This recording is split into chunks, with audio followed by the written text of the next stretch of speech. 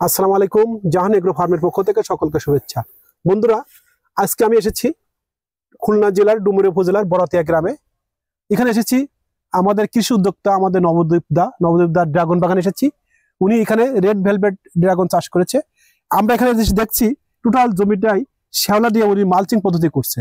কেন করছে, কিসের জন্য করছে, দাদার এখানে জানবো এর উপকারিতা কি। তো দাদা, আপনি কেমন আছেন? ভালো আছি আমি। দাদা, আপনি শুনছিলেন আমি বলছিলাম যে মালচিং পদ্ধতি আপনি কেন করলেন শ্যাওলা দিয়ে? মালচিং আসলে এটা কিন্তু মানে অতি প্রাচীন একটা পদ্ধতি। এটা এটা আসলে মালচিং করলে যেটা আমাদের উপকার যেটা হয়, আমরা বেশ কয়েকটা দিক থেকে উপকার পেতে পারি। আমরা প্রথম যে উপকারটা পাবো, আমরা সকলেই জানি যে ড্রাগনে সাধারণত সব থেকে বেশি ক্ষতি করে আছে সূর্যের আলোয়, বা হচ্ছে আপনার মানে অতিরিক্ত যখন তাপমাত্রা যখন 30-এর উপরে উঠে যায়, তখনই কিন্তু আপনার এই আপনার ড্রাগনের ব্যাপক কিন্তু ক্ষতি হয়।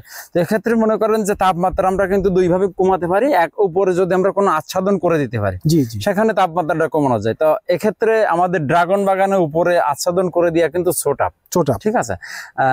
যদি আপনি সবসময় আটকায় রাখেন, তাহলে কি হবে যে সূর্যের আলো ঢুকতে পারবে না। তখন কি হবে, শালক সংশ্লেষণ যে প্রক্রিয়া আছে, এটা কিন্তু ব্যাহত হবে, গাছ ক্ষতিগ্রস্ত হবে।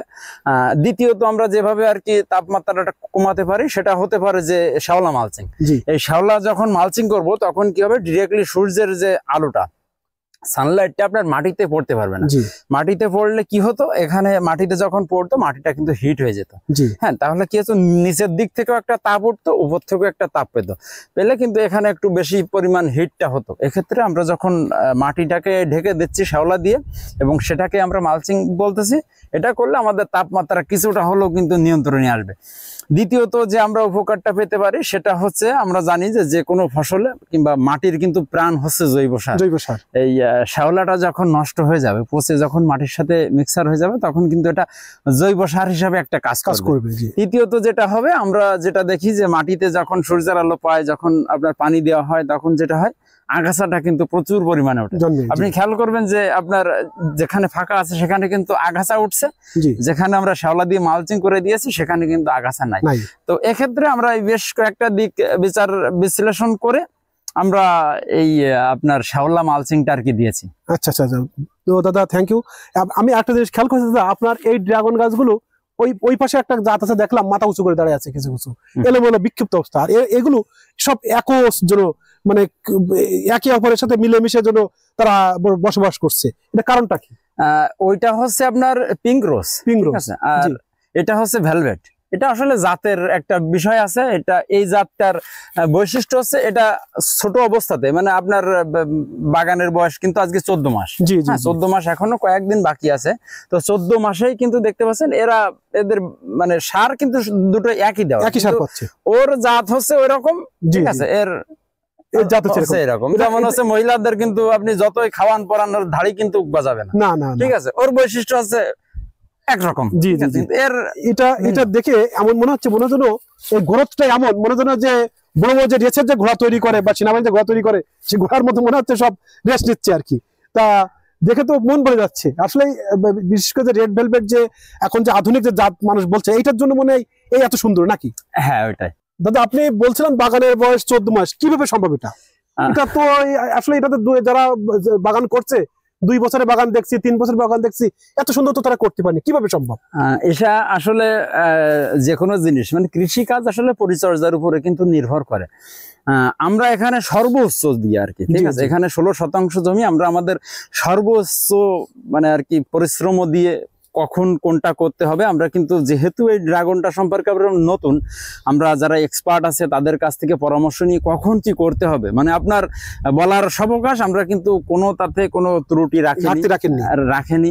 এবং আমরা জমিতে পর্যাপ্ত পরিমাণ আপনার জৈব সার দিয়েছে। আপনি জেনে অবাক হবেন যে এখানে এই যে 16% জমিতে আমার এখানে মানে ন্যূনতম আপনার 30 টন মতো শুধু মানে আর কি জৈব সার দেওয়া। 30 টন? এটা কিন্তু রানিং এ, মানে চারা রোপণের আগেই আমার 30 টন দিয়ে শুরু করা।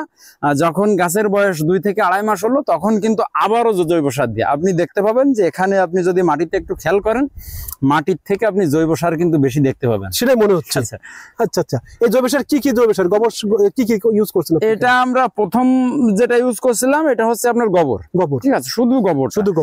দ্বিতীয়ত যেটা আমরা করছি, এটা আমরা উপজেলা কৃষি অফিস থেকে শিখছি, আমার এই সারটা সব থেকে বেশি কাজ দিছে। সেটা হচ্ছে আমরা গোবর, পোল্ট্রি লিটার, এই দুটোকে আপনার টিএসপি এবং এমওপি দিয়ে সুন্দর করে মিক্সার করে এক জায়গায় আপনার 3 থেকে 4 মাস রেখে দিই, মানে 3 মাস আপনার সুন্দর করে মিক্সার করে নির্দিষ্ট একটা তাপমাত্রায়, নির্দিষ্ট একটা হচ্ছে আপনার কি বলে যে ময়েশ্চারে নিয়ে এসে, যদি শুকনো থাকে সেখানে একটু পানি দিয়ে আমরা এটা গাদা দিয়ে রাখছিলাম, ওটা ইয়ার টাইট করে রাখছি। 3 মাস পরে ওটা দেওয়ার উপযুক্ত হয়। এটা আমরা উপজেলা কৃষি অফিস। পরিমাণটা কত? এই যে এটা মোটামুটি যদি আপনার 100 কেজি গোবর প্লাস পোল্ট্রি লিটার হয়, সেখানে আমরা 1 কেজি পরিমাণ ইউরিয়া দিয়েছি, 1/2 কেজি আপনার টিএসপি, 1/2 কেজি এমওপি, এটা দিয়ে আপনার আর কিছু পরিমাণ চুন হালকা দিয়ে আমরা একসাথে আপনার মানে মিক্সার করে ওইটাকে গাদন দিয়ে রাখছিলাম। 3 মাস পরে এটা ব্যবহার উপযুক্ত। আমরা ওই সারটা দিয়েছি হচ্ছে আপনার গাছের বয়স যখন 6 মাস, তখন আমরা দেখছি যে ওইটা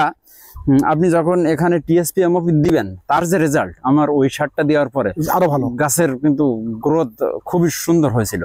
ঠিক আছে, এটা আসলে খুব নতুন কিছু দিলেন দাদা আমাদেরকে।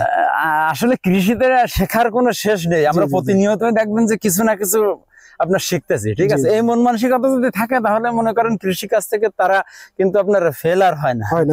থ্যাংক ইউ দাদা। ওকে বন্ধুরা, আপনারা দাদার কাছে জানলেন, খুব নতুন একটা আমরা তথ্য পেলাম। বিশেষ করে আমরা যে যতই বললেন রাসায়নিক সার, জৈব সার, যত আমরা বিশেষ করে আমার হিসাবে আমার খুব লাগছে আজকে এটা, বিশেষ করে এই যে মুরগির লিটার, গোবর এবং টিএসপি, এমওপি এবং ইউরিয়ার যে দাদা যে ফর্মুলাটা দিলেন, এইভাবে যদি আমরা করতে পারি, আমার মনে হয় যে কোনো গাছের খাদ্যের অভাব হবে না। তো ওকে, সকলকে ধন্যবাদ। আজকে আমাদের শেষ করে আপনাকে ধন্যবাদ, আপনি এই সুন্দর ইনফরমেশনের জন্য। ওকে।